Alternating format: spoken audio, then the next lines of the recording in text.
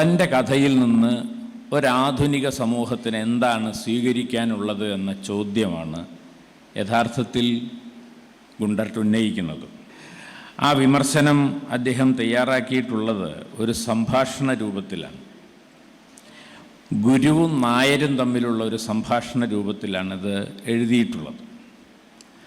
വിഷയം നളചരിതമാണെങ്കിലും യഥാർത്ഥത്തിൽ ഇന്ത്യൻ മിത്തോളജികളെക്കുറിച്ചുള്ള വളരെ സൂക്ഷ്മമായൊരു വിമർശനമാണ്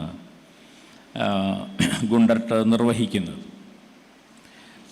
1867 ഈ പുസ്തകം പ്രസിദ്ധീകരിക്കപ്പെടുന്നത്. ഈ പുസ്തകത്തിൽ ഗുണ്ടർട്ട് ഉന്നയിക്കുന്ന വിമർശനം പിൽക്കാലത്ത് ഏറ്റവും ശക്തമായി ഉന്നയിച്ച ഒരാൾ ഡോക്ടർ BR അംബേദ്കറാണ്. അദ്ദേഹത്തിൻ്റെ the riddle of Rama and Krishna എന്ന വളരെ പ്രസിദ്ധമായ പ്രഭാഷണം മരണാനന്തരം 1980കളിലാണ് വാസ്തവത്തിൽ പ്രസിദ്ധീകരിക്കപ്പെടുന്നത്. അത് പ്രസിദ്ധീകരിച്ചപ്പോൾ വലിയ പുകിലാണ് ഇന്ത്യയിലുടനീളം ഉണ്ടായത്.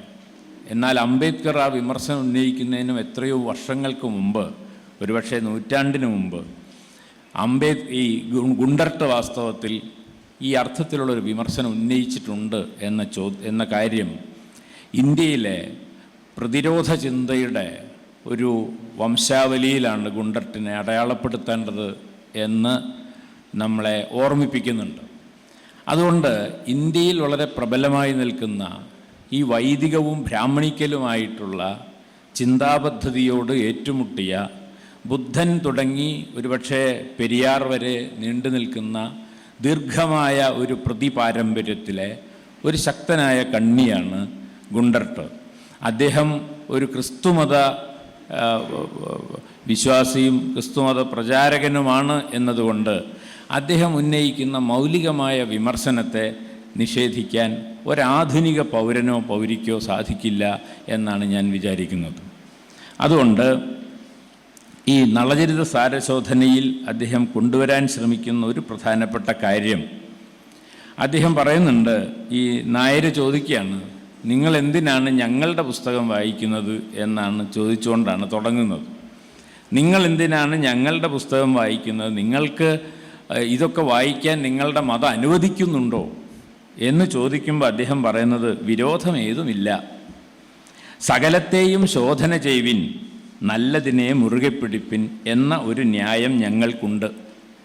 പുസ്തകങ്ങളിൽ സാരം അധികം കാണുക കൊണ്ട് അധികം വായിക്കുന്നുണ്ട്.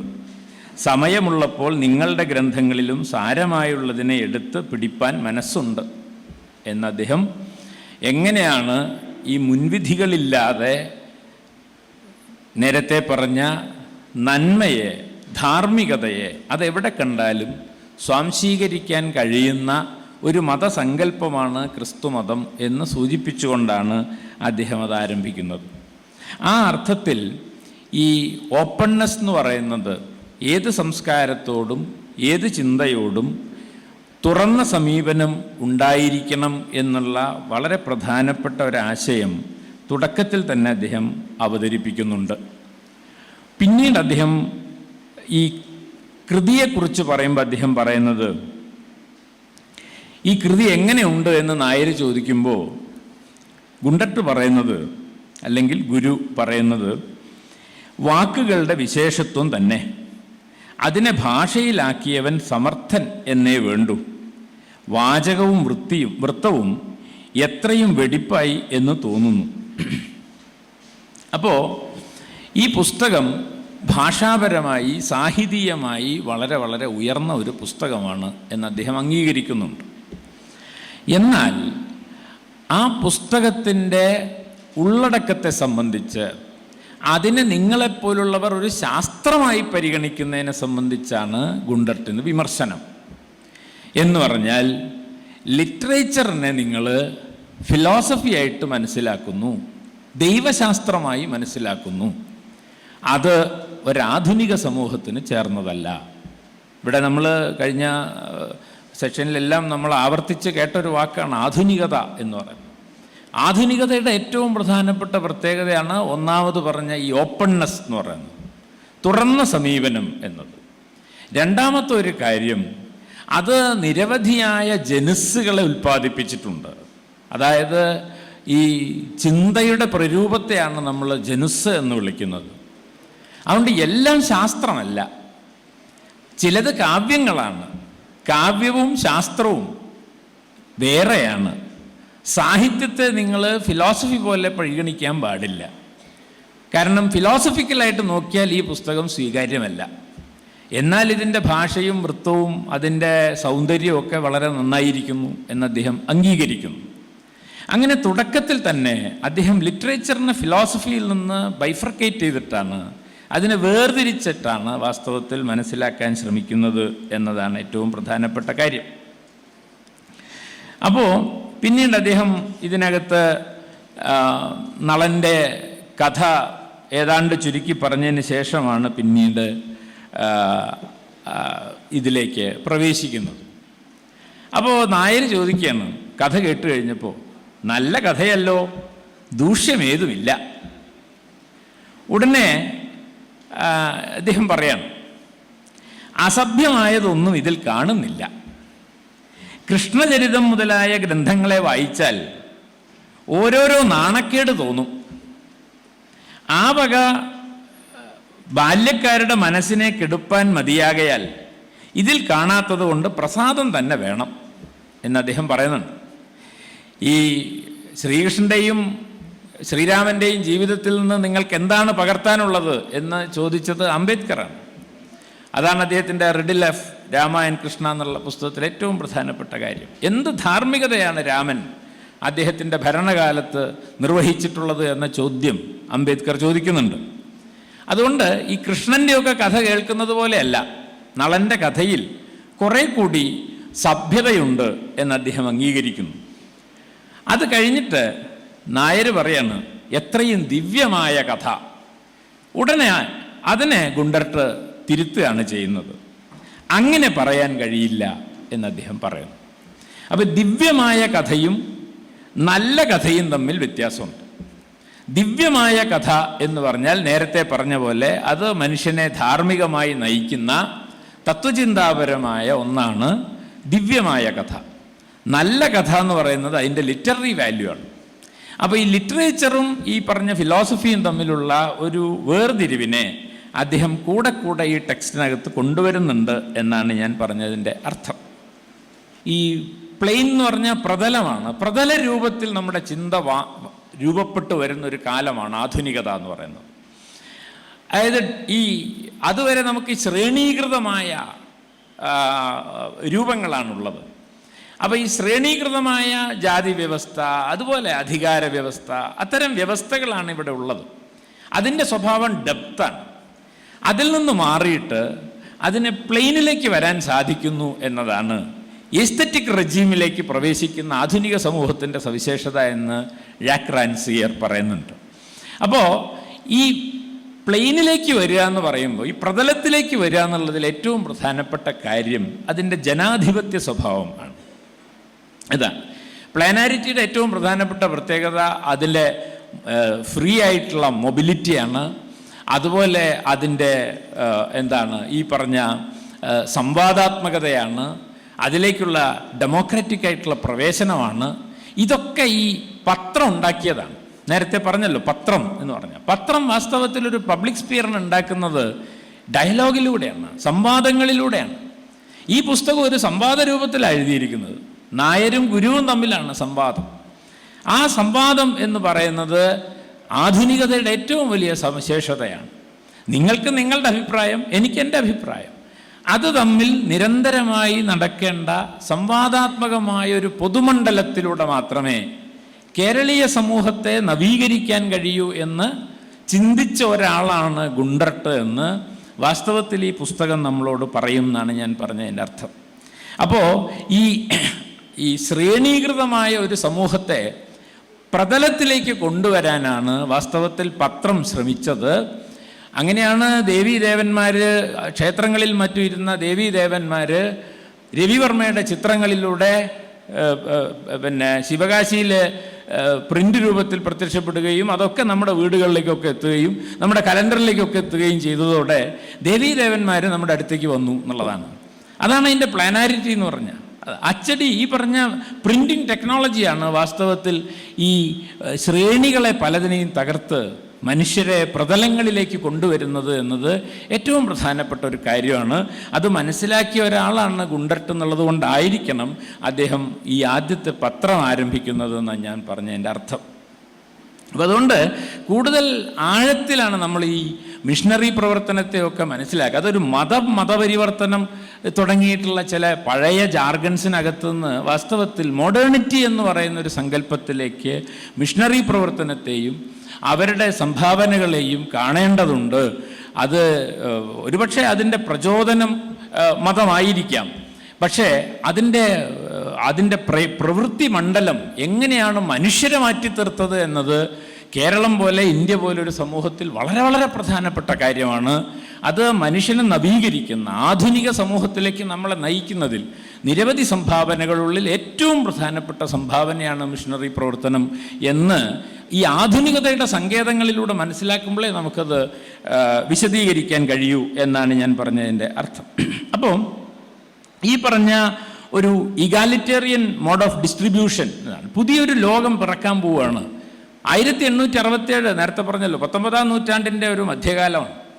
വലിയ ചലനങ്ങൾ ലോകത്തുടനീളം നടക്കുന്നു. നമ്മുടെ സമൂഹത്തിലും ചലനങ്ങൾ വന്നുകൊണ്ടിരിക്കുകയാണ്.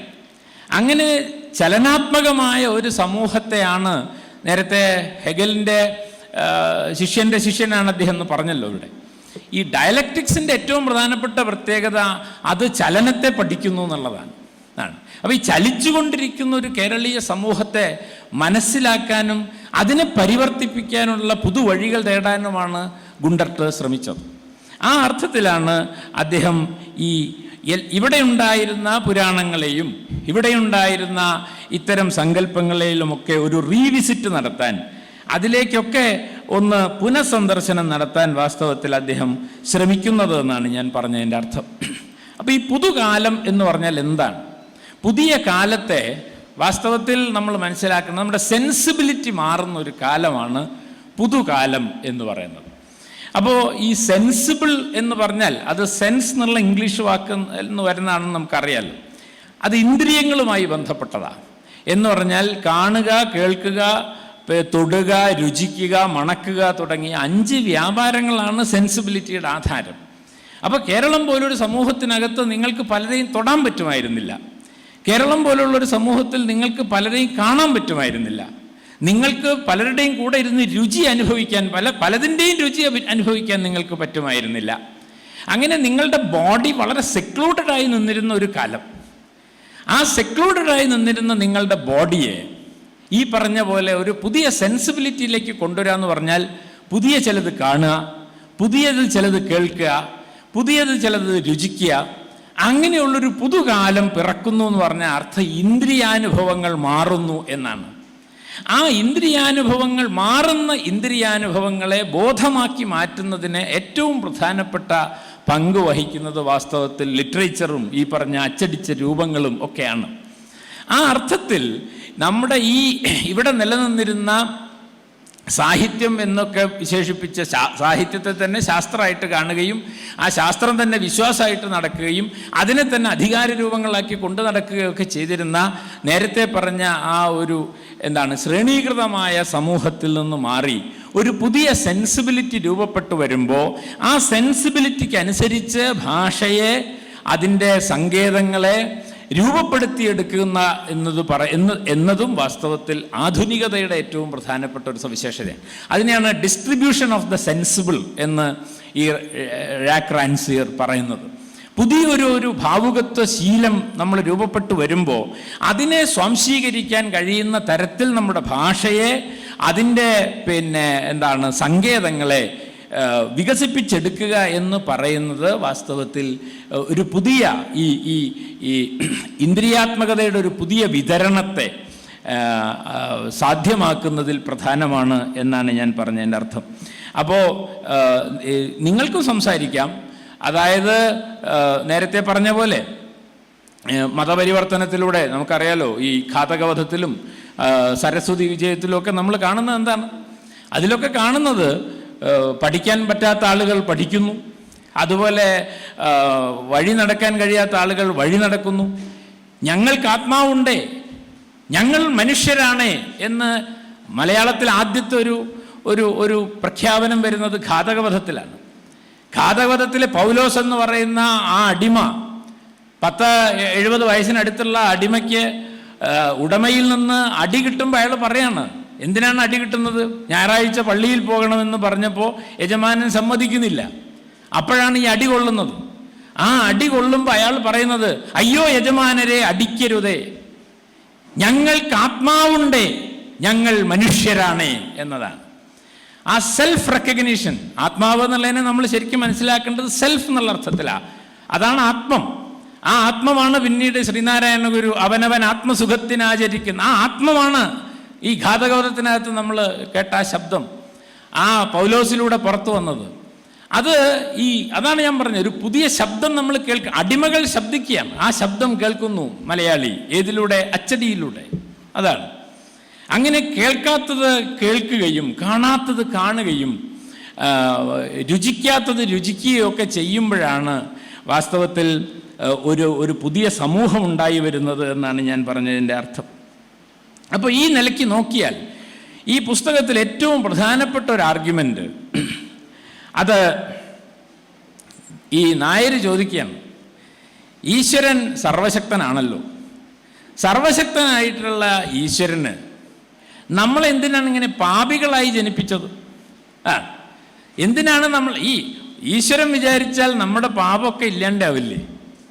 പിന്നിപ്പോൾ നമ്മളെങ്ങനെ പാപികളായി ജനിപ്പിച്ചിങ്ങനെ കഷ്ടപ്പെടുത്തേണ്ട എന്ത് കാര്യമാണ് ഈശ്വരനുള്ളത് എന്ന ചോദ്യം ഈ ഗുരുവിനോട് നായർ ചോദിക്കുന്നുണ്ട്. വളരെ പ്രധാനപ്പെട്ടൊരു ചോദ്യമാണ്.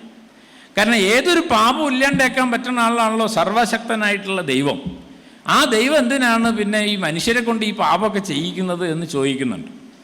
അതിന് അദ്ദേഹം പറയുന്ന മറുപടി വളരെ പ്രധാനപ്പെട്ട ഒരു മറുപടിയാണ്. അയ്യോ, ദൈവത്തിന് പാപം വേണ്ട, എങ്കിലും അത് മാറ്റുവാൻ ദൈവത്തിനും കൂടി വിഷമമാകുന്നു. മറ്റൊരു വസ്തുവിനെ മാറ്റുവാനും നീക്കുവാനും ദൈവത്തിന് പ്രയാസമില്ല. മനുഷ്യരുടെ ഹൃദയത്തെ മാറ്റുന്നത് എത്രയും പ്രയാസകാര്യം തന്നെ. നാം ദൈവത്തിൻ്റെ കയ്യിലെ യന്ത്രപ്പാവകളെന്ന് വിചാരിക്കരുത്. ഏറ്റവും പ്രധാനപ്പെട്ടൊരു വാചകമാണ്. നാം ദൈവത്തിൻ്റെ കയ്യിലെ യന്ത്രപ്പാവകളാണെന്ന് വിചാരിക്കരുത് എന്ന് ഈ ഗുരു നായരോട് പറയാം. അപ്പോൾ എന്താണ് അതിൻ്റെ അർത്ഥം? അതിൻ്റെ അർത്ഥം ഹ്യൂമൻ ഏജൻസിയെക്കുറിച്ചുള്ള ഏറ്റവും പ്രധാനപ്പെട്ട ഒരു സങ്കല്പമാണ് അത് മുന്നോട്ട് വെക്കുന്നത്. മനുഷ്യൻ എന്ന് പറഞ്ഞാൽ മനുഷ്യന് ബുദ്ധിയുണ്ട്. ഈ ബുദ്ധിയുള്ള മനുഷ്യൻ ശരിയായ വഴിയാണ് തിരഞ്ഞെടുക്കേണ്ടത്. അയാളുടെ ഏജൻസിയെ ദൈവം നിഷേധിച്ചിട്ടില്ല. നിങ്ങൾക്കും ദൈവം അനുശാസിക്കുന്നത് പോലെ ദൈവത്തെപ്പോലെ, ദൈവം കരുണാമയനാണ്, ആ ദൈവത്തെപ്പോലെ നിങ്ങൾക്കും ആയിത്തീരാം. പക്ഷേ നിങ്ങൾ ശരിയായ വഴി തിരഞ്ഞെടുക്കണം. ആ തിരഞ്ഞെടുക്കാനുള്ള വഴി പറയാനാണ് ഈ ദൈവപുത്രൻ ഭൂമിയിലേക്ക് വന്നത്. അതൊക്കെ അദ്ദേഹത്തിൽ പറയുന്നുണ്ട്. അത് വഴി പറഞ്ഞു തരാനാണ്. നിങ്ങൾക്ക് വേണമെങ്കിൽ സ്വീകരിക്കാം, വേണ്ടെങ്കിൽ തള്ളിക്കളയാം. പക്ഷേ ആ തിരഞ്ഞെടുക്കാനുള്ള ആ ഒരു ശേഷി അത് മനുഷ്യനുണ്ട്.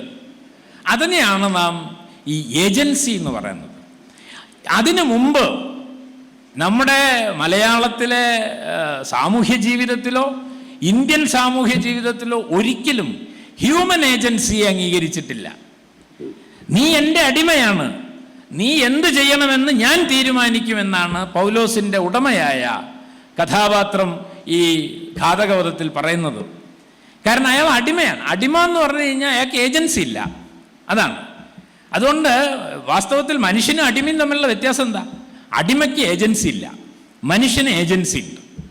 അപ്പം മനുഷ്യനാവണമെങ്കിൽ മനുഷ്യന് ഏജൻസി ഉണ്ടാവുക, നിർവാഹകത്വം ഉണ്ടാവുക എന്നുള്ളത് വളരെ പ്രധാനപ്പെട്ട ഒരു കാര്യമാണ്.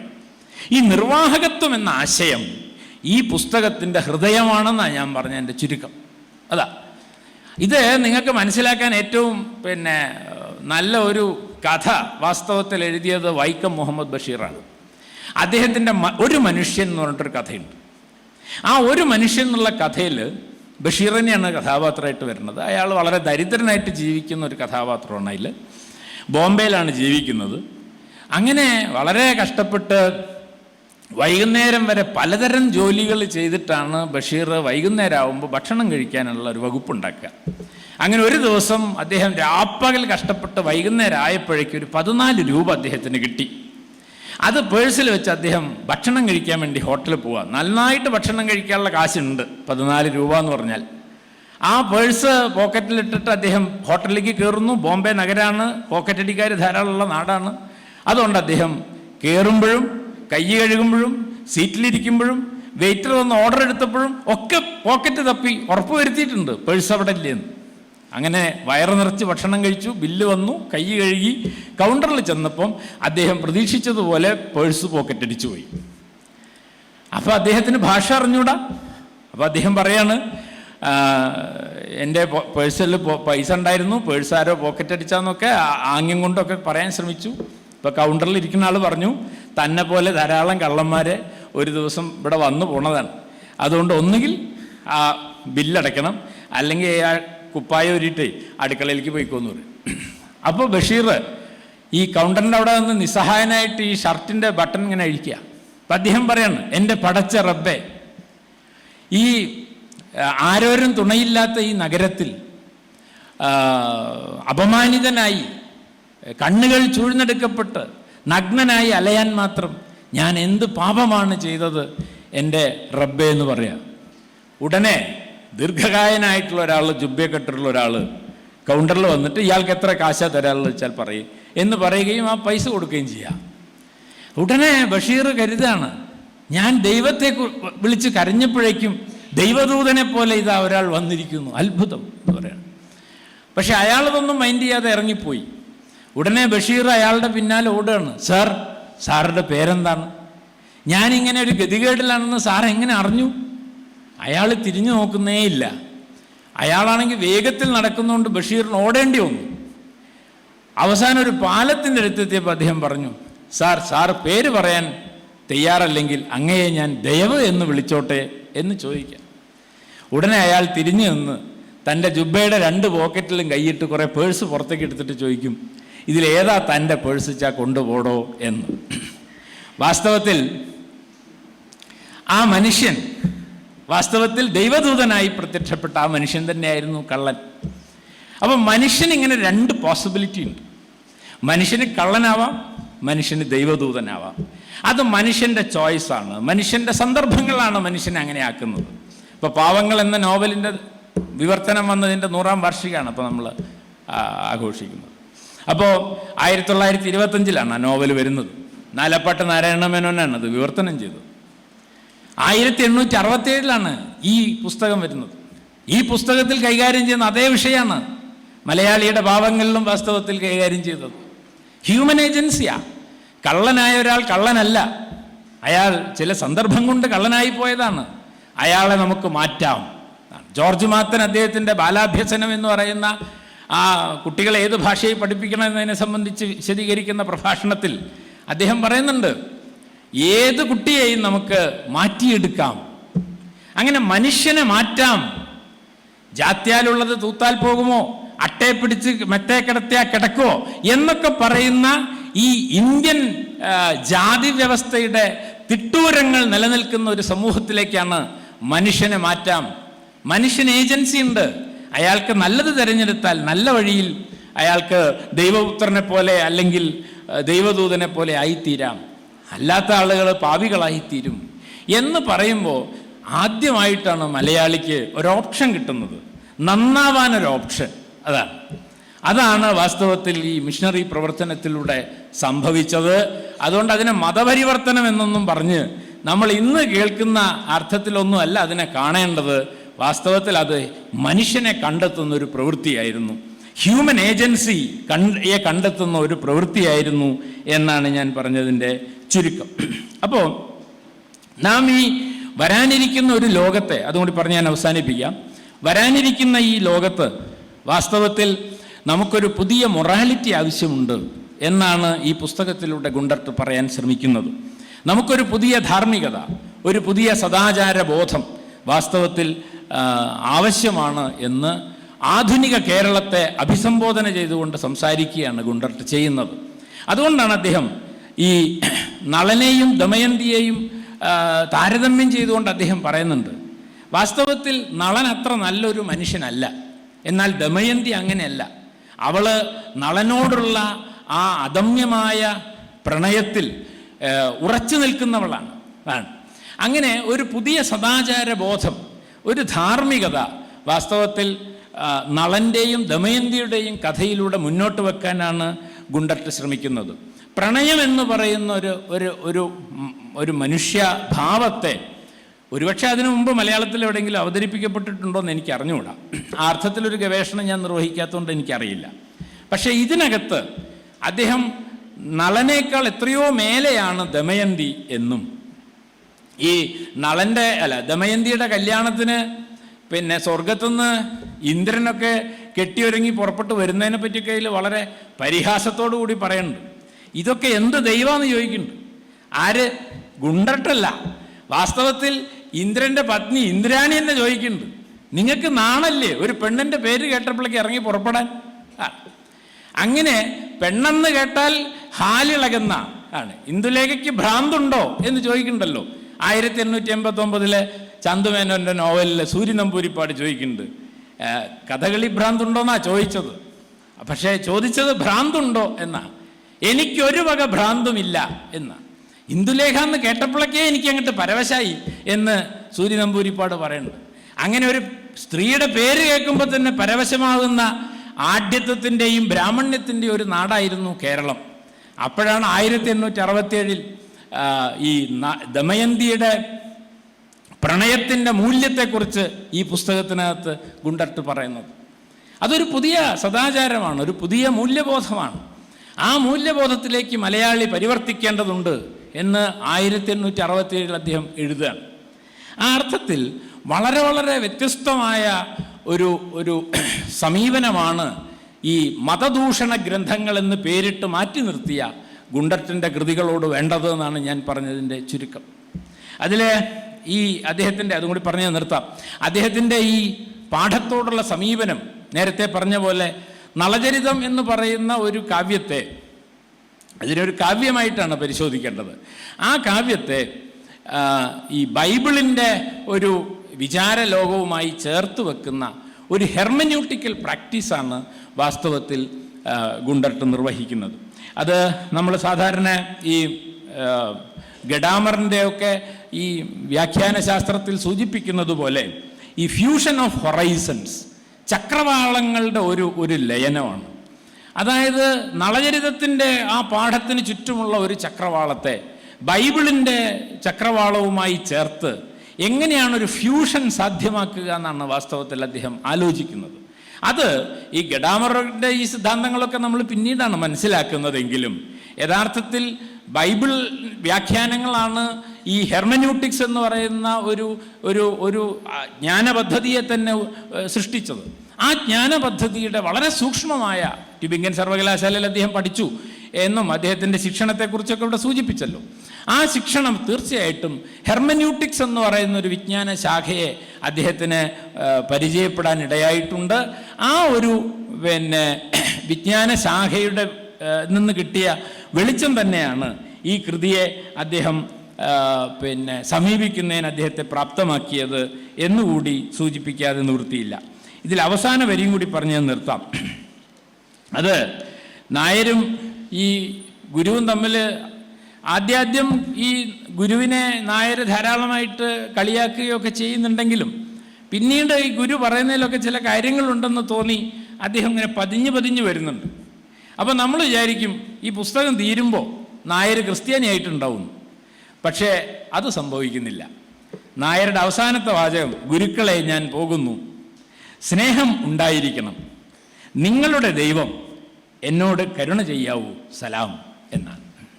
അതാണ് ഇതിലെ അവസാനത്തെ വാചകം. അല്ലാണ്ട് ഞാൻ നിങ്ങളുടെ മതം സ്വീകരിച്ചു ഒന്നും ഇതിനകത്ത് പറഞ്ഞിട്ടില്ല. നിങ്ങളുടെ ദൈവം എന്നോട് കരുണ ചെയ്യട്ടെ എന്ന് മാത്രമേ പറഞ്ഞിട്ടുള്ളൂ. ഇത് വളരെ പ്രധാനമാണ്. 1924 ആലുവ മണപ്പുറത്ത് സർവമത സമ്മേളനം വിളിച്ചു ചേർത്ത് ശ്രീനാരായണ ഗുരു. ആ സർവമത സമ്മേളനത്തിൻ്റെ ആപ്തവാക്യം, വാദിക്കാനും തോൽപ്പിക്കാനുമല്ല, അറിയാനും അറിയിക്കാനുമാണ് നാം ഇവിടെ കൂടിയിരിക്കുന്നത് എന്നതാണ്.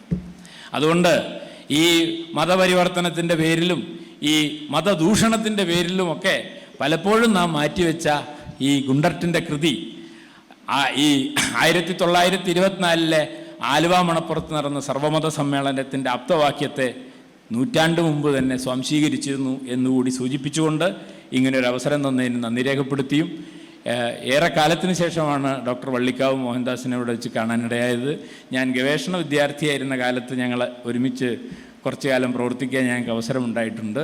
അദ്ദേഹത്തിനുണ്ടായിട്ടുള്ള ഈ ഒരു പുരസ്കാര ലബ്ധിയിൽ ഉള്ള സന്തോഷവും ആനന്ദവും രേഖപ്പെടുത്തിക്കൊണ്ടും ഇനിയും ഇത്തരത്തിലുള്ള രചനകൾ നടത്താൻ അദ്ദേഹത്തിന് കഴിയട്ടെ എന്ന് ആശംസിച്ചുകൊണ്ടും ഞാൻ എൻ്റെ വാക്കുകൾ അവസാനിപ്പിക്കുന്നു. നമസ്കാരം.